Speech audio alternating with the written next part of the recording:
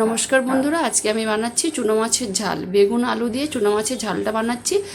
তার জন্য দেখুন, প্রথমে কিন্তু চুনো মাছটাকে ভালো করে পরিষ্কার করে দিন মেখে নিয়েছি। এদিকে মশলা নিয়েছি রসুন, আদা, কাঁচা লঙ্কা, বেগুন একটা কেটে নিয়েছি, আলু একটা কেটে নিয়েছি, দুটো পেঁয়াজ আর টমেটো কুচোনো।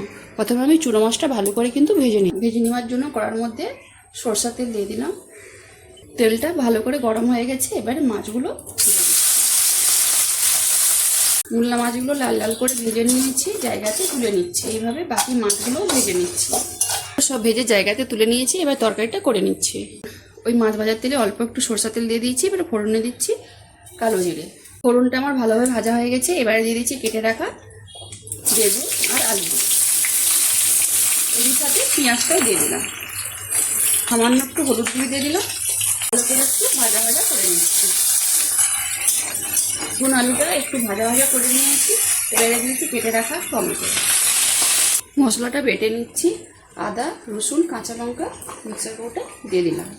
এই কৌটাটার মধ্যে 1 চামচ গোটা জিরা দিয়ে দিলাম। একটু জল দিয়ে ভালো করে পেস্ট করে নিচ্ছি। মশলাটা দেখুন ভালো করে পেস্ট করে নিয়েছি। এবারে এই ভাজা সবজিটার উপরে আমি বেটে রাখা মশলাটা দিয়ে দিলাম। বাটা মশলা দিয়ে একটুক্ষণ ভাজা ভাজা করে নিয়েছি। এবারে দিয়ে দিচ্ছি গুঁড়ো মশলা, অল্প একটু হলুদ গুঁড়ো, 1 চামচ মতো ঝাল লঙ্কার গুঁড়ো, সামান্য একটু গরম মশলা গুঁড়ো। গুঁড়ো মশলা দিয়ে কিছুক্ষণ আমি কষিয়ে নিচ্ছি। ভালোভাবে মশলাটা কষানো হয়ে গেছে, এবারে দিয়ে দিচ্ছি আমি জল। পরিমাণ মতো আমি নুন দিয়ে দিচ্ছি। সব দেখুন ভালোভাবে কিন্তু সিদ্ধ হয়ে গেছে আলু। এবারে ভেজে রাখা মাছগুলো দিয়ে দিলাম। তরকারিটা দেখুন হয়ে গেছে। এবার উপর থেকে দিয়ে দিচ্ছি ধনেপাতা কুচোনো, আর দিয়ে দিচ্ছি উপর থেকে কাঁচা সর্ষের তেল।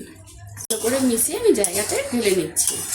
চুনা মাছ ঝালনটা কত সুন্দর কালার এসেছে। আর এই বেগুন আলু দিয়ে চুনা মাছের চচ্চড়িটা কিন্তু সত্যি খেতে অসাধারণ লাগে। যদি বন্ধুরা রেসিপিটা ভালো লেগে থাকে তাহলে অবশ্যই একবার বাড়িতে বানিয়ে খাবেন আর আমাকে কমেন্টে জানাবেন। যেসব বন্ধুরা আমার রান্নার ভিডিও দেখতে পছন্দ করেন তারা ফেসবুক থেকে আমার রান্নার ভিডিওর প্রোফাইলটিকে লাইক, কমেন্ট, বন্ধুদের মাঝখানে শেয়ার করে পাশে থাকবেন। যারা ইউটিউব চ্যানেল থেকে দেখছেন তারা সাবস্ক্রাইব করে পাশে ঘন্টা ক্লিক করবেন।